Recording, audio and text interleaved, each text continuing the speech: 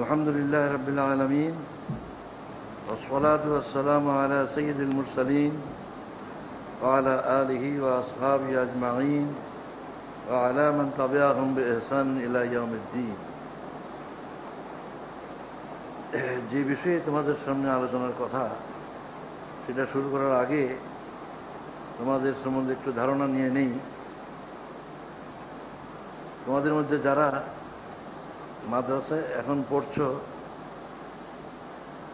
কিন্তু কোন কলেজে পড়ছো না, শুধু মাদ্রাসায় পড়ছো, তারা একটু দাঁড়াও।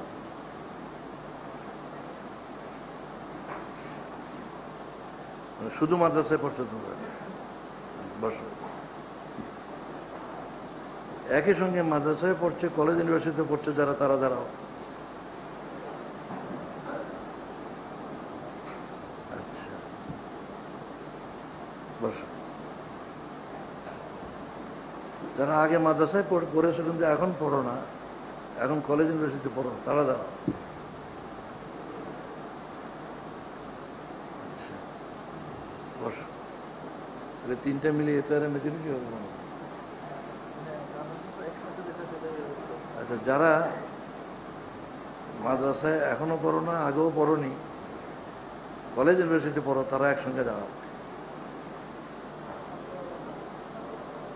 তাহলে এদের সংখ্যা তাদের তিন গ্রুপের তুলনায় কিছু কম। আচ্ছা, বস। যারা মাদ্রাসায় পড়ে আসে বা মাদ্রাসায় পড়ে তাদের জন্য সুবিধা হলো যে আরবিটা এই পরিমাণ জানে যে আলোচনা বুঝতে সহজ হয়। যারা স্কুল কলেজে মাদ্রাসায় পড়েই নেই তাদের জন্য তো এসব আয়াত মুখস্থ করতেই জান যায়। এদিক দিয়ে তারা খুব সুবিধার মধ্যেই আছে মাদ্রাসায় পড়ার কারণে। ওই শিক্ষাটা এই আন্দোলনের তাদের কাজে লাগছে সুবিধা মতো। আচ্ছা, তোমরা তো সবাই জানো যে কেন তোমরা শিবিরে এসেছো। শিবির যা চায়, দেশে আল্লাহর আইন কায়েম হোক, আল্লাহর দিন চালু হোক, মানুষের মন করা আইন উৎখাত হোক, সৎ নেতৃত্ব কায়েম হোক, এটাই তো শিবির চায়। এটা করতে গেলে পরে তো সৎ নেতৃত্ব চাইলেই তো হবে না, তৈরি করতে হবে। তো যদি আমাদের দেশের শিক্ষা ব্যবস্থা ইসলামী হতো, যদি ইসলামী গভর্নমেন্ট থাকতো, তাহলে ছাত্র শিবিরের কোনো প্রয়োজন হতো না। যেহেতু ইসলামী গভর্নমেন্ট নাই, শিক্ষা ব্যবস্থা ইসলামী নয়, এই অভাব পূরণ করার জন্য ছাত্র শিবিরের দরকার হয়েছে। ছাত্রদের মধ্যে থেকে যাদেরকেই এই সংগঠনমুক্ত করা সম্ভব হয় তাদেরকে ইসলামী নেতৃত্বের উপযোগী করে গড়ে তোলার জন্যই এই সংগঠন। আমি তো সবসময় বলি যে জামাতে ইসলামী হচ্ছে ইসলামী আন্দোলনের কর্মী তৈরির সংগঠন, আর ইসলামী ছাত্র শিবির নেতা তৈরির সংগঠন। কারণ নেতা হওয়ার জন্য শিক্ষিত হওয়া লাগে। জামাত জনগণের মধ্যে কাজ করছে, এই জনগণের মধ্যে শতকরা 15-20 জনের বেশি শিক্ষিত নয়। দস্তখত করতে পারাটা আলাদা কথা, স্বাক্ষর করতে পারলে শিক্ষিত হয় না। শিক্ষিত অন্তত পত্রিকাটা পড়তে পারে, মাতৃভাষা পড়ে মোটামুটি বুঝতে পারে, এটুকু না হলে কি শিক্ষিত বলা যায়? এরকম শিক্ষিত শতকরা 15-20 বেশি তো হবে না আমাদের দেশে। তো জামাত ইসলামী কাজ করছে ওই লোকদের মধ্যে যাদের মধ্যে শতকরা 80 জন অশিক্ষিত,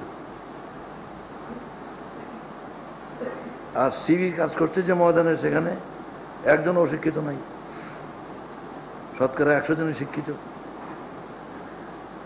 আর নেতৃত্বের জন্য শিক্ষিত লোকই দরকার। সেই জন্যই নেতৃত্ব তৈরির প্রয়োজনে ছাত্র শিবিরের দায়িত্ব সবচেয়ে বেশি। এই দেশে ইসলাম কায়েম হচ্ছে আমাকে জায়গায় জায়গায় তোমাদের সাথীরা আমাকে প্রশ্ন করে, শিবিরের লোকেরা প্রশ্ন করে, বাংলাদেশে ইসলাম কায়েম হতে, ইসলামিক গভর্নমেন্ট কায়েম হতে কতদিন লাগবে? আমি জবাব দেই, তোমরা যতদিন লাগাও এতদিনই লাগবে। এই যে বাংলাদেশে ইসলাম কায়েম এখনো হচ্ছে না, এর জন্য জামাত ইসলামী দায়ী না, ছাত্র শিবির দায়ী। আমি প্রমাণ করব। দেখো, ইসলাম বিজয়ের জন্য দুটো শর্ত রয়েছে। একটা হলো এমন একদল লোক তৈরি হতে হবে যাদের হাতে নেতৃত্ব দিলে তারা ইসলাম কায়েম করতে পারবে। এগুলো পয়লা শর্ত। দ্বিতীয় শর্ত, যে দেশে ইসলাম কায়েমের জন্য আন্দোলন চলছে সেই দেশের জনগণ ইসলাম বিরোধী না হওয়া চাই। মুহাম্মদ সাল্লাল্লাহু আলাইহি ওয়াসাল্লাম মক্কায় পয়দা হলেন, 13 বছর পর্যন্ত সেখানে লোক তৈরি করলেন, কিন্তু মক্কায় ইসলাম বিজয়ী হলো না। লোক তৈরি করলেন, না করলে মদিনায় গিয়ে ইসলামিক গভর্নমেন্ট কায়েম হলো কেমনে? লোক তৈরি হয়ে গেল মক্কা থাকতেই, কিন্তু মক্কায় গভর্নমেন্ট কায়েম হলো না। এই জন্য যে দুটো শর্তের মধ্যে একটা শর্ত পূরণ হয়েছে, দ্বিতীয় শর্তটা পূরণ হয়নি। মক্কার জনগণ সক্রিয় বিরোধী ছিল ইসলামের। আমাদের দেশের জনগণ কি ইসলামের সক্রিয় বিরোধী? কি বলো? তাহলে দ্বিতীয় শর্তটা আমাদের দেশে আগের থেকে আছে। এটা আমাদের কোনো ক্রেডিট না, এটা আল্লাহর দয়া, আল্লাহর মেহরবানি। দীর্ঘদিন ইসলামের জন্য যারা খেদমত করেছে তাদের এটা কৃতিত্ব যে আমাদের জন্মভূমিতে জনগণ সক্রিয় ইসলাম বিরোধী নয়। তারা ইসলামকে জানে না, মেনে চলে না, এটা তাদের দোষ না, রাষ্ট্র এবং সমাজের দোষ। তাদেরকে গড়ে তোলার ব্যবস্থা করেনি। কিন্তু আল্লাহর প্রতি বিশ্বাস, রসুলের প্রতি মহব্বত এবং কোরআনের প্রতি ভক্তি শ্রদ্ধা জনগণের আছে। আমাদের দেশে ইসলাম কায়েমের জন্য যে দুটো শর্ত দরকার, তার দ্বিতীয়টা আছে। রাসূল সাল্লাল্লাহু আলাইহি ওয়াসাল্লামের সময় তার জন্মভূমিতে দ্বিতীয়টা ছিল না। 13 বছরের জন্য লোক তৈরি করলেন, দ্বিতীয় শর্তটা ছিল না। দ্বিতীয় শর্তটা মদিনায় গিয়ে পাওয়া গেল। আওস এবং খাজরাজ এই দুইটা গোত্র ইসলাম গ্রহণ করল নবুয়তের 10ম বর্ষ থেকেই, হিজরতের 3 বছর আগে থেকেই, এবং তারা রাসূলুল্লাহ সাল্লাল্লাহু আলাইহি ওয়াসাল্লাম সেখানে নিয়ে গেল। সক্রিয় বিরোধী শক্তি ছিল না বলেই মদিনায় ইসলামী রাষ্ট্র কায়েম হওয়া সম্ভব হলো, মক্কায় হলো না। মক্কায় পয়লা শর্তটা পুরা হলো 13 বছরে, কিন্তু দ্বিতীয় শর্তটা ছিল না। দ্বিতীয় শর্তটা মদিনায় গিয়ে পুরা হলো। আমাদের দেশে দ্বিতীয় শর্তটা আগে থেকে আছে, পয়লা শর্তটাই নাই। পয়লা শর্তটা যদি থাকতো তাহলে আগে ইসলাম কায়েম হয়ে যেত। পয়লা শর্তটা হইল নেতৃত্ব দেওয়ার লোক তৈরি করা, কেন্দ্র থেকে নিয়ে নিচ পর্যায় পর্যন্ত নেতৃত্বের লোক তৈরি করা। এই কাজটার দায়িত্ব আমাদের যে সংগঠনগুলো আছে, লোক তৈরির সংগঠন আমাদের কয়টা বলো? কয়টা? যে বলবে দাঁড়াই বলবে। কয়টা? হ্যাঁ, লোক তৈরির সংগঠন আমাদের একটা মাত্র। হ্যাঁ, কি কি?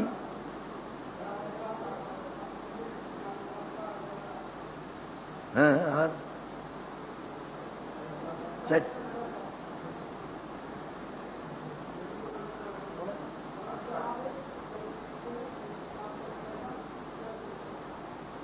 হ্যাঁ, এই চারটি। এই চারটির মধ্যে নেতৃত্ব দায়িত্ব প্রধানত কার? কোন দলটার? কোন সংগঠনের? ছাত্র শিবিরের। তাহলে এই যে পয়লা শর্তটা পূরণ হওয়া বাকি, এটার জন্য দায়ী কে? তোমরা না?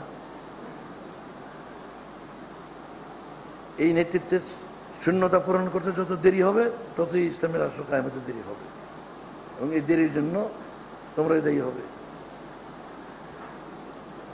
এখন আসি আমি আসল কথায়। লোক তৈরি বলতে কি বোঝায়? লোক তৈরি বলতে তিন দিক দিয়ে তৈরি বোঝায়: মন, মগজ, চরিত্র। মন, মগজ, চরিত্র, এই তিন দিক দিয়ে লোক তৈরি করতে হয়। মনের দিক দিয়ে, মগজের দিক দিয়ে,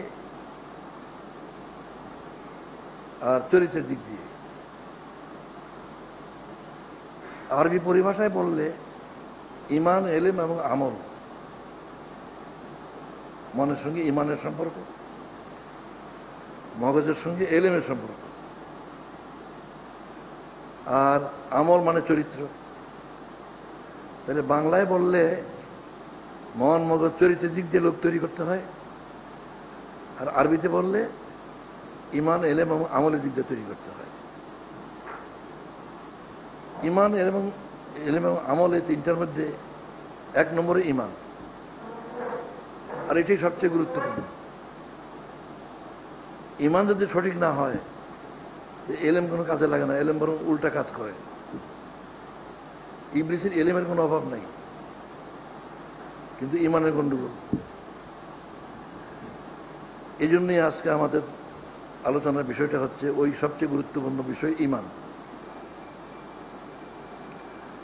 আমার দীর্ঘ সাংগঠনিক অভিজ্ঞতা থেকে আমি এই সিদ্ধান্তে পৌঁছেছি যে সংগঠনে এগিয়েও আবার পিছিয়ে যায়। একটা মানে আসলে পরে রুকুন বানানো হয়, এরপর আবার কয়েকদিন পরে দেখা যায় পিছিয়ে যায়, এবং এমনকি রুকুন থেকে বেরিয়ে যেতে হয়। ছাত্র জীবনে সদস্য এবং আরো দায়িত্বশীল, জেলা দায়িত্বশীল, কেন্দ্রীয় কার্যকরী পরিষদের সদস্য, এই পর্যায়ে এসেও কেউ কেউ ছাত্র জীবনের পরে আর এগোয় না, পিছিয়ে থাকে। কি কারণ? এর উপর আমি বহুদিন থেকে তালাশ করে শেষ পর্যন্ত এই সিদ্ধান্তে পৌঁছেছি, ঈমানের দুর্বলতা।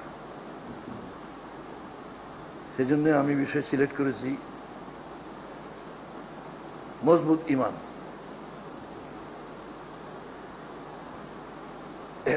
এই বিষয়টাতে আমি আজকে কয়েক বছর থেকে বক্তব্য রাখছি, অন্য বিষয়ে আমি নেই না। সবচেয়ে গুরুত্বপূর্ণ এটি, ছাত্রীদের মধ্যে হোক, জামাতের পুরুষদের মধ্যে, মহিলাদের মধ্যে, সর্বত্রই আমি এই বিষয়টার উপর গুরুত্ব দিচ্ছি, এবং এর উপর আমি বই লিখে ফেলবো বলে চিন্তা করছিলাম, কিন্তু সেটা এতদিন পর্যন্ত হতে পারে নাই। পরশু দিন এটা কমপ্লিট করে প্রেসে দিয়ে দিয়েছি। নাম হবে, বইটার নাম হচ্ছে মজবুত ঈমান। আর একটা গুরুত্বপূর্ণ বিষয় আছে যেটা আমি লেখা শুরু করেছি গতকাল, সেটা হচ্ছে জীবন্ত নামাজ। ঈমানের পরে সবচেয়ে গুরুত্ব হচ্ছে নামাজের। জীবন্ত নামাজ, এটা স্টাডি সার্কেল বইতে এই সম্বন্ধে পয়েন্টস আছে। স্টাডি সার্কেল বই কে কে দেখেছো একটু হাত তুলে দেখি। আচ্ছা, অনেকে দেখেছো। ওখানে তো কিন্তু পয়েন্ট শুধু, এর উপরে বই হওয়া দরকার। তো দোয়া করো, আমি শুরু করেছি সেটা লেখা গতকাল থেকে। এখন আমাদের আলোচনা মজবুত ঈমান। এই মজবুত ঈমানের আলোচনায় 5টি পয়েন্ট, একটি একটু আলোচনা করছি, তোমরা লক্ষ্য রাখো। পয়লা, ঈমান শব্দের দ্বারা কি বুঝায়, 1 নম্বর পয়েন্ট। 5টি পয়েন্টে আমার আলোচনা বিভক্ত হবে। 2 নম্বর হচ্ছে, পয়লা পয়েন্ট হচ্ছে ঈমান শব্দের দ্বারা কি বুঝায়। 2 নম্বর কথা হচ্ছে ইসলামের ঈমানিয়াত কি কি। 3 নম্বর হচ্ছে ইসলামী আর ঈমানিয়াত কি কি। 2 নম্বর 3 নম্বর পয়েন্ট হচ্ছে ঈমান আনলে পরে আল্লাহর সঙ্গে কি ধরনের সম্পর্ক কায়েম হয়। ঈমান আনার পরে আল্লাহর সঙ্গে সম্পর্কটা কিরকম সম্পর্ক গড়ে ওঠে। 4 নম্বর পয়েন্ট হচ্ছে এই ঈমানের দুর্বলতা আছে কিভাবে। এই আরেকজনের খাতা দেখবে না, কোনো একটা কথা হয়তো শুনতে ওরা শুনো নাই, সেজন্য আরেকজনের খাতা থেকে নেবার চেষ্টা করবে না, এটা ভুল। কারণ এটা করতে গেলে আরো কতগুলি কথা হারিয়ে ফেলবে। এখান থেকে নাও, আমি রিপিট করছি, বারবার বলবো। কোনো একটা কথা লেখা হলো না, কি কথা বলছে যেন, পাশের খাতা দেখে আর সে কি লিখছে এই কথা, ওটা দেখতে গিয়ে আরো অনেক কটা কথা এখান থেকে শুনতে পারলো না, সে বোকামি। আর এমনি তো নকল করা কোনো ভালো কাজ না। তোমাদের তো নকল করলে 7টি পদ পর্যন্ত বাতিল হয়, আর সদস্য নকল করো কেমনি। আমি 5টি পয়েন্টের কথা বলছিলাম। পয়লা পয়েন্ট হচ্ছে ঈমান বলতে কি বুঝায়। 2 নম্বর ইসলামের ঈমানিয়াত কি কি।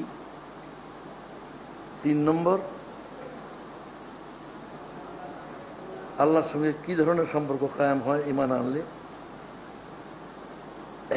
এর আগে আলোচনায় এই পয়েন্টটা ঠিক এভাবে আমি আলোচনা করি নাই, লিখতে গিয়ে এই আলোচনাটা আসলো। 4 নম্বর হচ্ছে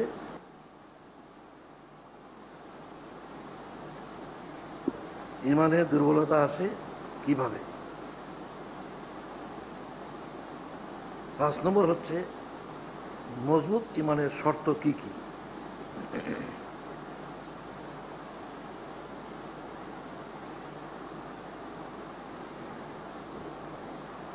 মজবুত ঈমানের শর্ত কি কি, এই 5টি পয়েন্ট আমার আলোচনা বিভক্ত। পয়লা নম্বরটা খুব ইন্টারেস্টিং এবং এটি খুব গুরুত্বপূর্ণ। আমি তোমাদেরকে প্রশ্ন করলে যে জবাব দিবে সে দাঁড়াবে, বেশি পেছন থেকে দাঁড়ালে তো শুনতে পাবো না ঠিক মতো। আমি মাইকে বলছি, সবাই সহজে শোনো, এই জন্য এই প্রথম 2-3 সারির মধ্যে থেকে কেউ দাঁড়ায় কথা বলবে। ঈমান শব্দের অর্থ কি? বিশ্বাস। ঠিকই বলেছ, শব্দের অর্থ বিশ্বাস। তো ওটা তো আর একটা শব্দ হইল, এর দ্বারা বুঝাইল কি? এই ঈমান শব্দের দ্বারা বিশ্বাস দ্বারা কি বুঝায় বলবে কেউ?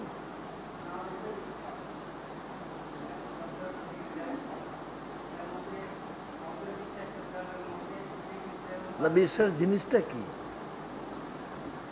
বিশ্বাস বলতে কি বুঝায়? যা দেখা যায় না, তা অদৃশ্য। বিশ্বাসের সঙ্গে কি সম্পর্ক হইল?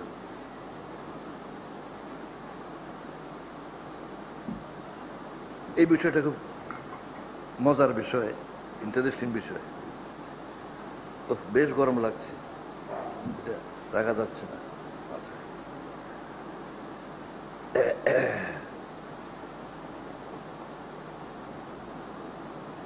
দেখো, একটু উদাহরণ দিয়ে তাহলে কথাটা সহজে বুঝবে।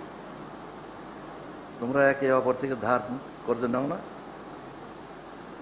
তোমার এক পরিচিত লোক তোমাকে এসে বললো যে আমাকে 100 টাকা ধার দাও, 1 সপ্তাহ পরে ফেরত দিবে। 1 সপ্তাহ পরে ফেরত দিবে কিনা এখন তো তোমার জানা নাই, তোমার সরাসরি জ্ঞান নাই যে 1 সপ্তাহ পরে সত্যি টাকাটা ফেরত পাওয়া যাবে কিনা। এখন তুমি টাকা ধার দিবে কি দিবে না এই ব্যাপারে সিদ্ধান্ত নিবে কিভাবে বলো? দাঁড়াও, বিশ্বাসটা কিভাবে হবে?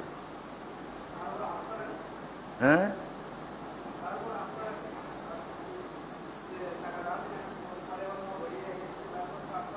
এটা কিভাবে হবে এই বিশ্বাসটা?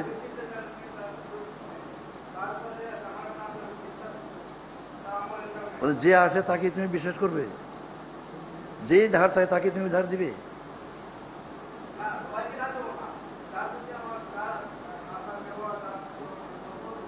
হ্যাঁ, এইটা তো বলো নাই। তাহলে কি দাঁড়ালো? যে ধার চাইলেও তুমি তো এ কথা বলতে পারো না যে এক সপ্তাহ পরে তুমি ফেরত দেবে কিনা আগে দেখে নিই, তারপরে আমি ঠিক করব, একথা বলা যাবে? এক সপ্তাহ পরে ফেরত দিবে কিনা এটা সরাসরি জানার কোনো উপায় নেই, অথচ তোমাকে সিদ্ধান্ত নিতে হচ্ছে, হয় দেব বলবে না হয় দেব না বলবে, সিদ্ধান্ত নিতে হচ্ছে তো। তাহলে যে বিষয়ে সরাসরি জ্ঞান নাই অথচ সিদ্ধান্ত নিতে হয়, কিভাবে সিদ্ধান্ত নেবে? ডাইরেক্ট নলেজ নাই, প্রত্যক্ষ জ্ঞান নাই, সরাসরি জ্ঞান নাই, তোমাকে ইনডাইরেক্ট নলেজ তালাশ করতে হবে। তাকে আমি এতদিন থেকে চিনি, তার অতীত আচরণ কিরকম ছিল, এতে আমার এই আস্থা হয় কিনা যে ফেরত পাওয়া যাবে। যদি আস্থা হয় তাহলে টাকা ধার দেওয়ার সিদ্ধান্ত নিবে, ঠিক কিনা? যদি আস্থা না হয় তাহলে টাকা ধার দিবে? আস্থা না হওয়াটা অবিশ্বাস। আসলে অবিশ্বাসটা আর একটা বিশ্বাস। কিরকম? যে তোমার বিশ্বাস যে টাকা ফেরত দিবে না, অবিশ্বাসটা বিশ্বাস হলো না? একটা ইতিবাচক বিশ্বাস আর একটা, দুটি বিশ্বাস। কিন্তু তুমি যাকে বিশ্বাস করলে সেটা ইনডাইরেক্ট নলেজে, অবিশ্বাস করলে তাও ইনডাইরেক্ট নলেজে, যে না একে বিশ্বাস করা যায় না, তার আগের কোনো না কোনো আচরণে তুমি তার প্রতি আস্থা রাখতে পারো না। তাহলে এই যে ঘটনাটা, এটা তো হামেশাই ঘটছে, দৈনন্দিন আমাদের জীবনে ঘটে। আমি বিশ্বাস যদি হয় তাহলে টাকাটা ধার দেব, আর যদি অবিশ্বাস বা বিপরীত বিশ্বাস হয় যে না টাকা ফেরত পাওয়া যাবে না, যেই মাত্র তুমি বলবে যে তোমাকে টাকা দিতে পারলাম না ভাই, দেবো না, সে প্রশ্ন করবে কেন আমাকে বিশ্বাস করো না, প্রশ্ন করো না আমাকে বিশ্বাস করো না। তো বিশ্বাস করি না সরাসরি জবাব দেওয়া তো সহজ না, অ্যাভয়েড করতে হবে। তাহলে বিশ্বাসের এই দুই ধরন শুধু নয়, বিশ্বাসের আরেকটা অবস্থা আছে। বিশ্বাসের তিন অবস্থা, একটা হলো ইতিবাচক বিশ্বাস, আরেকটা নেতিবাচক বিশ্বাস, আরেকটা হচ্ছে সন্দেহ, কি জানে টাকা ফেরত দেয় কি দেয় না। অর্থাৎ কোনো একদিকেও তোমার বিশ্বাস যায় নাই, ইতিবাচক বিশ্বাসও হয় নাই, নেতিবাচক বিশ্বাসও হয়নি, এর মাঝামাঝি অবস্থা, এটার নাম সন্দেহ। সন্দেহ করলে টাকা দিবে তাকে, ধার দিবে তাকে? তাইলে এটা বোঝা গেল যে বিশ্বাসের ভিত্তিতে তুমি কাজটা করবে। যদি বিশ্বাস হয় টাকাটা ফেরত দিবে তাহলে টাকা দিবে, যদি বিশ্বাস হয় টাকাটা ফেরত দিবে না তাহলে টাকা দিবে না। সন্দেহ হলে কি করবে? দিবে? সন্দেহ হলেও দিবে না। তাহলে এখানে প্রমাণ হলো যে বিশ্বাসের তিন অবস্থা হইতে পারে, কিন্তু কাজ তিন রকম হবে না। দেব না তিন রকম তো হবে না। বিশ্বাস তিন অবস্থা হইতে পারে, একটা ইতিবাচক বিশ্বাস, একটা নেতিবাচক বিশ্বাস, আর একটা সন্দেহ। কিন্তু কর্ম যেটা হবে এটা তিন রকম হবে না। ইতিবাচক বিশ্বাসের কর্ম একরকম হবে, আর নেতিবাচক বিশ্বাস আর সন্দেহ আরেক রকম কর্ম হবে। না দেওয়াটা একটা কর্ম হইল। এখান থেকে আমরা দুটো জিনিস শিখলাম। একটা হচ্ছে কর্ম বিশ্বাসের ভিত্তিতে হয়, বিশ্বাস ছাড়া কর্ম হয় না। প্রমাণ হলো কিনা? যখনই কোনো কর্ম হবে বুঝতে হবে তার পেছনে একটি বিশ্বাস এই কর্মটা করাইছে। কর্ম বিশ্বাসের ভিত্তিতেই হয়, যেরকম বিশ্বাস হয় কর্মটা সেরকমই হয়। এটা শিখলাম। আর শিখলাম যে বিশ্বাসের তিন অবস্থা হতে পারে, ইতিবাচক, নেতিবাচক আর সন্দেহ। কর্মটা তিন রকম হবে না, দুই রকমই হবে। এবার বিশ্বাসের সংজ্ঞাটা সহজ হয়ে গেল।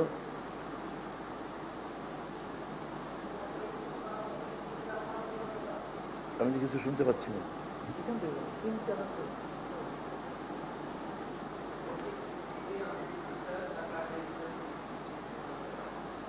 না, এখন তো প্রশ্ন সময় আসে নাই, বসো। আমি বিশ্বাসের সংজ্ঞাটা দিচ্ছি, এই উদাহরণটা দিয়ে বিশ্বাসের সংজ্ঞাটা দিচ্ছি। বিশ্বাসের সংজ্ঞা দাঁড়ালো এই, যে বিষয়ে সরাসরি জ্ঞান নেই, ডাইরেক্ট নলেজ নেই, অথচ বিষয়ে সিদ্ধান্ত নিতে হচ্ছে, তখন ইনডাইরেক্ট নলেজের ভিত্তিতে সিদ্ধান্ত নিতে হয়। ইনডাইরেক্ট নলেজের ভিত্তিতে সিদ্ধান্ত নেওয়াটাই হচ্ছে ওই সিদ্ধান্তটাই বিশ্বাস।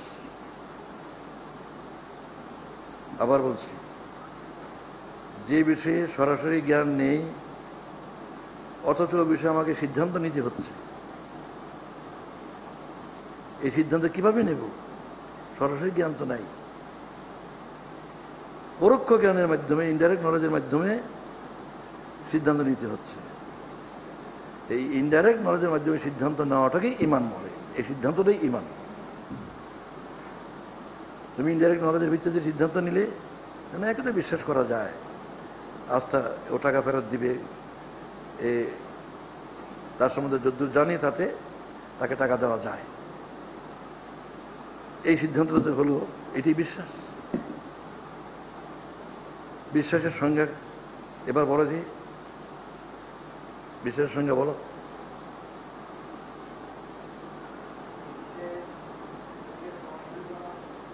হ্যাঁ, যে বিষয়ে, আবার বলো, যে বিষয়ে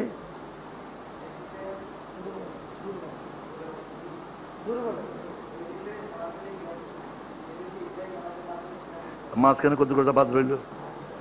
যে বিষয়ে সরাসরি জ্ঞান নেই অথচ সিদ্ধান্ত নিতে হবে, এই সিদ্ধান্ত নিতে হবে কথাটা তুমি বলো নাই। যে বিষয়ে সরাসরি জ্ঞান নেই অথচ ওই বিষয়ে সিদ্ধান্ত নিতে হবে, তখন সিদ্ধান্ত কিভাবে নিতে হবে? পরোক্ষ জ্ঞানের মাধ্যমে। যে বিষয়ে সরাসরি জ্ঞান নেই ওই বিষয়ে যদি সিদ্ধান্ত নিতে হয়, এমন অবস্থা হয়, তাহলে পরে পরোক্ষ জ্ঞানের মাধ্যমে যে সিদ্ধান্তটা নেওয়া হলো ওটার নামই বিশ্বাস। আরো একটা ছোট্ট উদাহরণ দিই, এটা বুঝতে তোমার সহজ হবে। আমার হাতে মুষ্টি বন্ধ, ভিতরে কি আছে দেখা যায়? এ দেখা যায় না বলে বিশ্বাসের প্রশ্ন। এইটা গ্লাস, বিশ্বাস করো? কেন বিশ্বাস করো? দেখলে তো বিশ্বাসের দরকার নেই। বিশ্বাসের দরকারই হয় যেখানে দেখা যায় না। ওই যে টাকাটা ফেরত দিবি কিনা, এটা সরাসরি দেখা যায় না, তখনই বিশ্বাসের দরকার। এটা গ্লাস, এটা বিশ্বাসের দরকার না, তুমি বিশ্বাসটা বাজে খরচ করলা কেন? বিশ্বাস দরকার সেখানে যেখানে দেখা যায় না। আমার হাতের ভিতরে কিছু দেখা যাচ্ছে, আমি বলছি আমার হাতে এক গুচ্ছ চাবি আছে, এখন বিশ্বাসের প্রশ্ন। দেখা যখন যায় না, এখন বিশ্বাসের প্রশ্ন। আমি বলছি আমার হাতে মুঠোয় এক গুচ্ছ চাবি আছে, বিশ্বাস করো? কে বিশ্বাস করো? দাঁড়াও, কেন বিশ্বাস করো?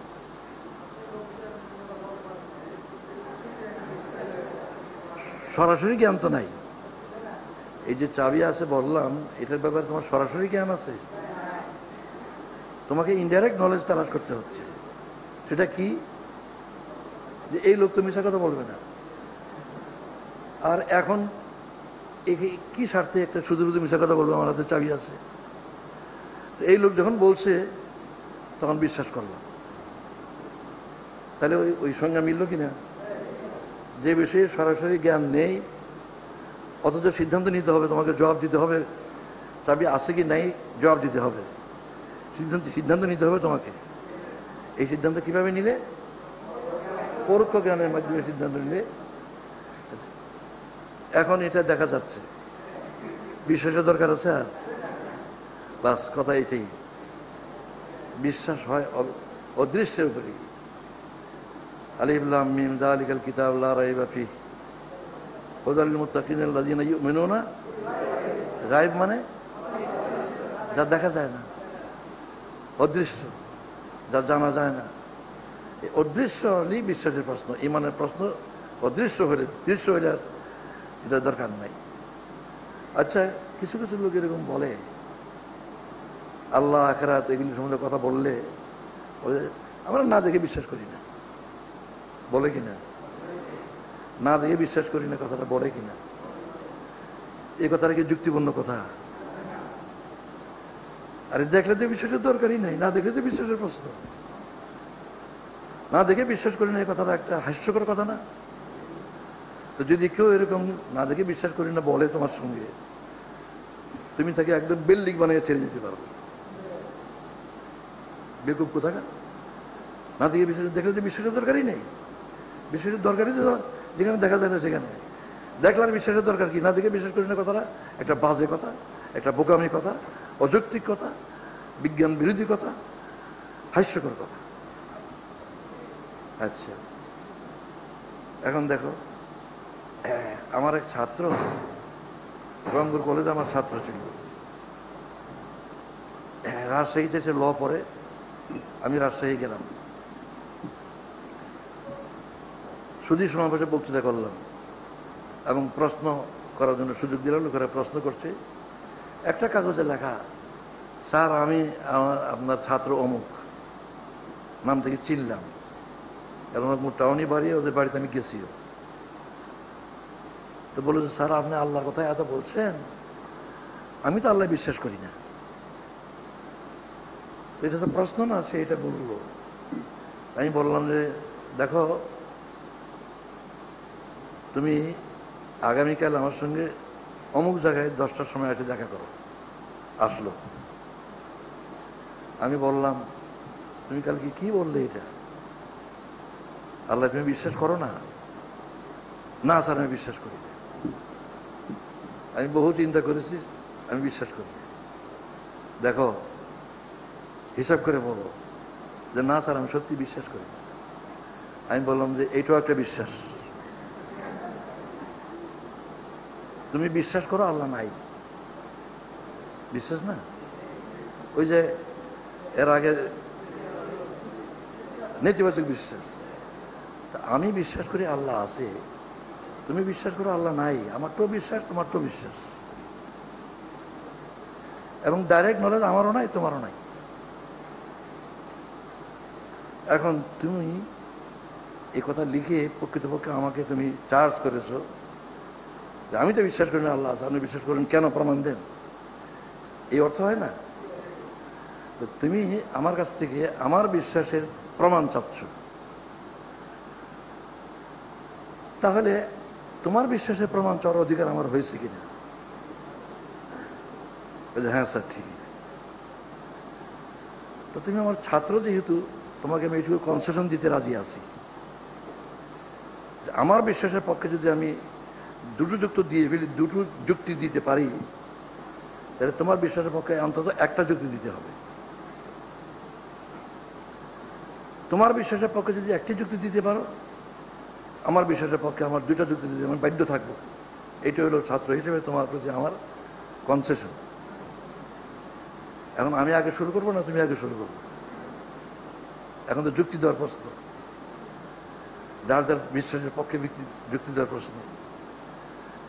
সে বলছে স্যার আমি তো এইভাবে চিন্তা করিনি কোনোদিন। কিভাবে চিন্তা করেছে?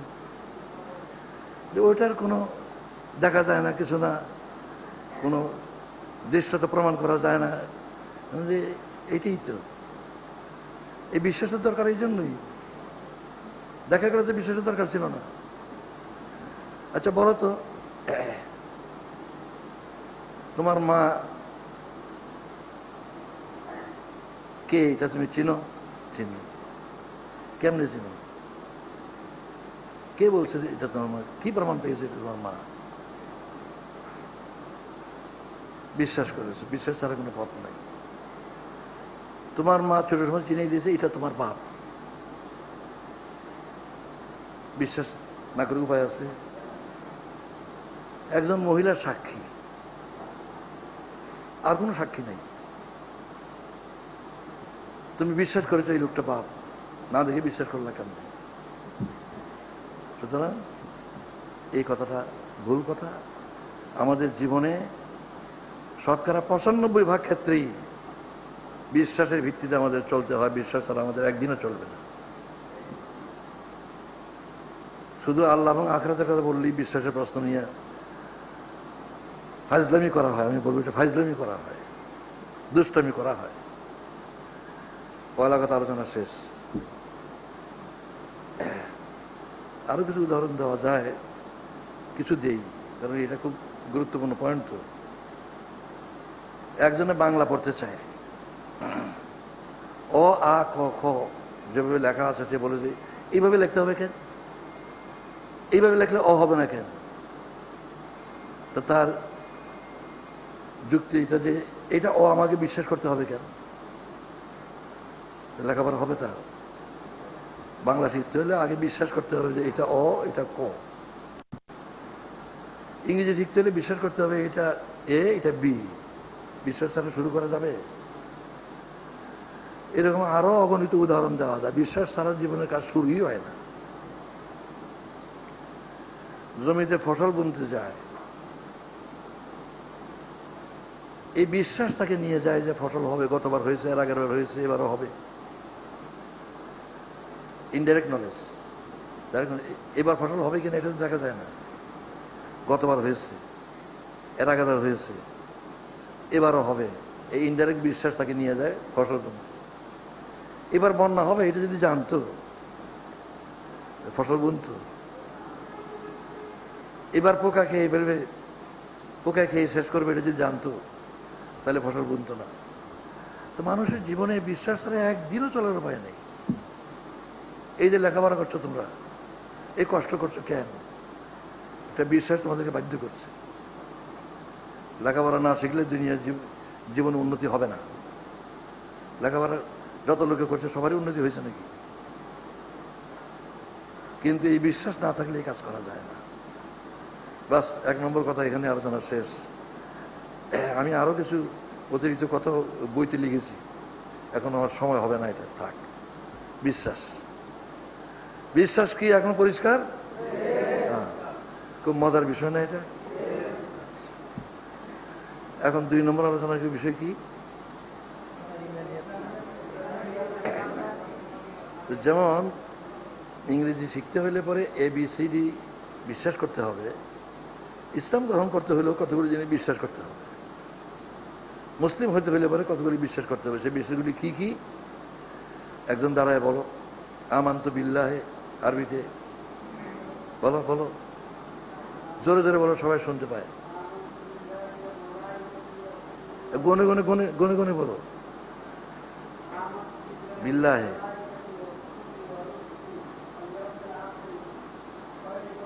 হ্যাঁ হ্যাঁ, আল কাদরে খাইর, হ্যাঁ, মিনাল্লাহ তাআলা। কটা হইল? 7। এই 7টা জিনিসের উপরে বিশ্বাস করতে হবে যদি কেউ ইসলাম গ্রহণ করতে চায়।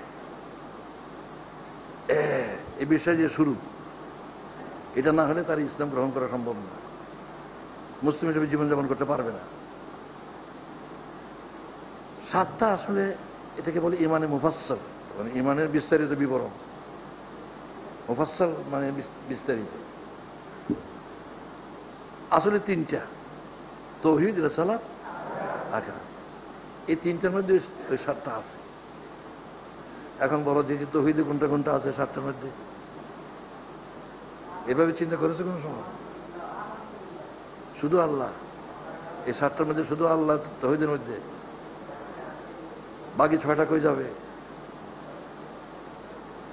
তাওহীদ, রিসালাত, আখিরাত 3টার মধ্যেই ওই 7টা আছে।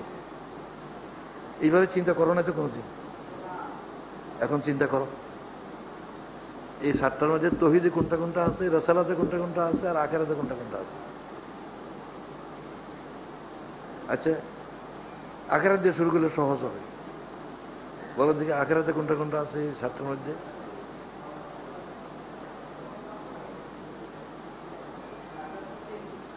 কি কি?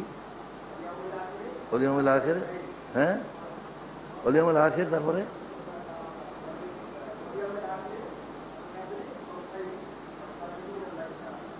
এটা এটা আখিরাতের মধ্যে। এত পেছন থেকে শুনবো না। কি বলো, আখিরাতে কোনটা কোনটা?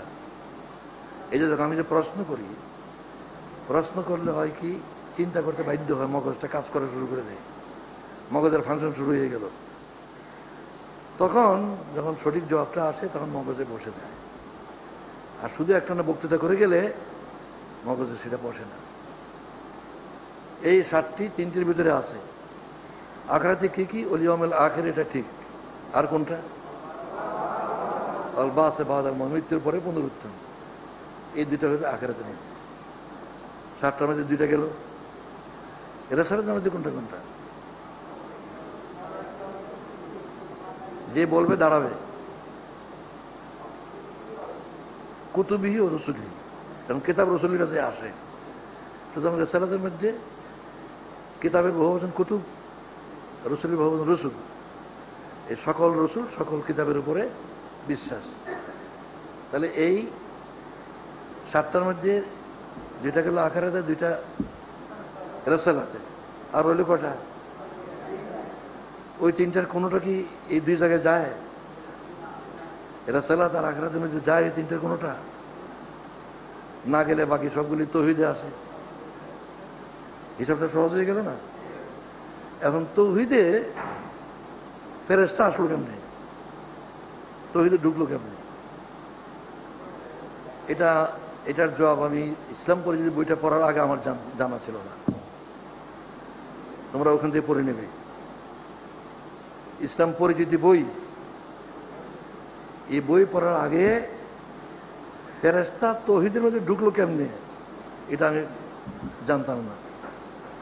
ওই বই থেকে ফেরেশতার মধ্যে বিশ্বাসের কথাটা বোঝাই দিকে উনি বুঝাইয়েছেন। এটা আমি আলোচনা করতে গেলে সময় লাগবে, সে সময় আমি খরচ করব না। আর তাকদীর হচ্ছে আল্লাহর এমন একটি গুণ, যে গুণটি স্বীকার করতে আমরা বাধ্য। এই তকদিরও আলোচনা করার সময় আমার কাছে নাই এখন। তবে মৌলানা মওদুদীর তকদির সম্পর্কে বইটা পড়ার আগে এত সুস্পষ্ট ধারণা আমার কোনোদিন ছিল না, এবং বহুত কম লোকই আছে যাদের তকদির সম্বন্ধে ধারণা সুস্পষ্ট। ওই বইটা আমি যখন পড়ি তখন বাংলা হয়নি, উর্দুতে। মাসলে জাবর ও কাদার বইটার নাম। মওদুদী একাডেমি বাংলায় বই বের করেছে, এটার নাম দিয়েছে তকদিরের হাকিকত। তকদিরের, যেমন ইমানের হাকিকত, ইসলামের হাকিকত, নামাজের হাকিকত। হাকিকত শব্দের অর্থ কি? এই বসে বললে, বসে জবাব আমি নেব না। এর শাব্দিক অর্থ কি? হ্যাঁ, হাকিকত মানে কি বললো? পথ কি? তাৎপর্য। আগে মানে তাৎপর্য, সিগনিফিকেন্স। হাকিকত অর্থ তাৎপর্য, মানে মূল কথাটা, মূল বিষয়টা। এই তকদিরের হাকিকত বইটা পড়ো, তাহলে বুঝতে পারবে। তাহলে আমাদের 2 নম্বর কথা শেষ হয়ে গেল। ইসলামের ইমানিয়াত 7টি, যা 3টির মধ্যে আছে, তাওহীদ, রিসালাত, আখিরাত। 3 নম্বর কথাটা কি পয়েন্ট? হ্যাঁ, ঈমান আনলে আল্লাহর সঙ্গে সম্পর্কটা কি দাঁড়ায়। আল্লাহ তাআলা কোরআনের সর্বশেষ সূরাতে সম্পর্কটা বলে দিয়েছেন। কুল আউযু বিরাব্বিন নাস, মালিকিন নাস, ইলাহিন নাস। এই 3টে সম্পর্ক হয় আল্লাহর সঙ্গে সম্পর্ক। এই 3টা সম্পর্ক, 3 ধরনের সম্পর্ক। তিনি রব, আমার সবকিছু লালন পালনের ব্যবস্থা তিনি করেন। মায়ের পেটে তিনি আমাকে লালন পালন করেছেন। এখনো প্রতি নিঃশ্বাস তিনি দান করেন। একটা নিঃশ্বাস, হাঁপানির রোগ যারা, তারা টের পায় একটা নিঃশ্বাসের দাম কত। আমরা সহজে নিঃশ্বাস সহজ করি, জন্য আমরা এটাই মূল্য বুঝি না। যা খায় হজম হয় তিনি করেন। মানে এর উপর আমি বইতে অনেক কথা লিখেছি, এত কথা তো এখন বলার সময় হবে না। আল্লাহর সঙ্গে সম্পর্ক কি? তিনি আমার রব, আমি তার অনুগৃহীত, প্রতিপালিত। আমার সব কিছু তার কাছ থেকে পাওয়া। আমার অস্তিত্ব শুধু নয়, আমার চিন্তা, আমি কোনো ভালো চিন্তা করি তারই দান, আমি কোনো কাজ করতে সক্ষম হই তারই দান, আমি যা খেয়ে হজম করি তারই দান। এইভাবে পিতার স্নেহ, মায়ের আদরের সব কিছু তারই দান। এই জন্য আলহামদুলিল্লাহ, সকল প্রশংসা আলটিমেটলি আল্লাহ তাআলার জন্য। মৌলানা মওদুদী কথাটাকে এইভাবে বলেছেন যে গুণের অধিকারীর কোনো প্রশংসা নেই, গুণের স্রষ্টার প্রশংসা। একটা গাছ খুব সুন্দর, গাছের কি প্রশংসা? নিজে নিজে সুন্দর হয়েছে গাছটা, প্রশংসা আল্লাহর, যিনি সুন্দর করে গাছটা বানাইয়েছেন। একজনের কণ্ঠ খুবই চমৎকার, তার গান শুনতেই ইচ্ছা হয়, এত চমৎকার কণ্ঠ। কে দিয়েছে? যার কণ্ঠ, প্রশংসা তার না, যিনি এই কণ্ঠ দিয়েছেন প্রশংসা তার। একটা মানুষ দেখতে খুবই সুন্দর, তার কি ক্রেডিট? সে নিজে নিজে নিজেকে বানাইছে নাকি? সুতরাং আলটিমেটলি সব কিছু তার, রব। এই জন্যই পয়লা আল্লাহ পরিচয় দিয়েছেন তার, মানুষের সঙ্গে পয়লা পরিচয় দিয়েছেন রবের পরিচয়। আলহামদুলিল্লাহ রাব্বিল আলামিন। পয়লা সূরা, পয়লা আয়াত যে নাজিল হয়, ইকরা বিসমি, ওই রাব দিয়ে শুরু হয়েছে। নামাজের মধ্যে সুবহান রাব্বিয়াল আলা, সুবহান রাব্বিয়াল আযীম, এ রাব দিয়া সম্পর্কটা ঘনিষ্ঠ। আমার রব, আমার একলা রব নাকি? উনি তো রাব্বুল আলামিন, রাব্বুল আলামিন না? নামাজের মধ্যে আমাদের শিখেছি আমার রব কইতে হবে, রাব্বিয়াল আলা, রাব্বিয়াল আযীম, আমার রব। আমারটা কি? এই আমারটা দিয়েই সম্পর্কটা, ঘনিষ্ঠ সম্পর্কটা প্রকাশ পায়। এই 1.5 বছর, 2 বছর, 3 বছরের বাচ্চাদেরকে তার ভাই, তার বড় ভাই বোনেরা ঝগড়া করে না, আমার আম্মা, সে আমার র কইতেও পারে না, না আমার আমার আম্মা। তোমরা ঝগড়া করো না এরকম? এই বাচ্চাটাকে আমার শেখাইল কে? এটা হচ্ছে ভালোবাসা প্রকাশ। আল্লাহর সঙ্গে এই ভালোবাসার সম্পর্ক পয়লা আল্লাহ জানাইয়া দিলেন, রাব্বুন নাস, মানুষের রব। তিনি পয়লা রবের সঙ্গে পরিচয়